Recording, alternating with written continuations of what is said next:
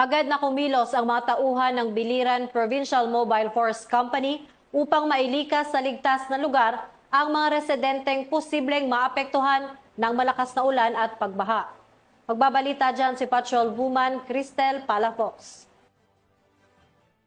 Ay nanay sa katuparan ng mga tauhan ng Biliran Provincial Mobile Force Company ang preemptive evacuation sa mga residente ng Biliran at karating na lugar na labis na napektuhan ng bagyong uwan nito lamang 8 at 9 ng Nobyembre taong kasalukuyan. Sa pamumuno ni Police Brigadier General Jason L. Capoy, Regional Director ng Police Regional Office 8 at sa pangunguna ng Biliran PMFC, katuwang ang MDRRMO, PCG, BFP sa naturang lugar, mabilis at alerto nilang naisagawa ang preemptive evacuation. Ang pinagsanib na pwersa at pagsisikap ng mga kapulisan at iba pang kawani ng gobyerno ay nagtiyak ng kaligtasan at seguridad ng mga apektadong pamilya sa pamamagitan ng maagang paglikas at pinatibay na kahandaan ng komunidad laban sa bagyong uwan. Layunin ng hakbang na ito na magbigay ng taus-pusong pagseserbisyo para sa kaligtasan ng bawat mamamayan, lalo na sa panahon ng kalamidad. Palaging pinapalalahanan ang publiko na makipag-ugnayan sa mga kinaukulan kung kinakailangan ng agarang tulong at patuloy na makinig sa opisyal na abiso ng lokal na pamahalaan. Mula dito sa Eastern Visayas, ako ang inyong PNN correspondent, Patrol Woman Palafox, alagad ng batas, takataguyod ng Balitang Pulis.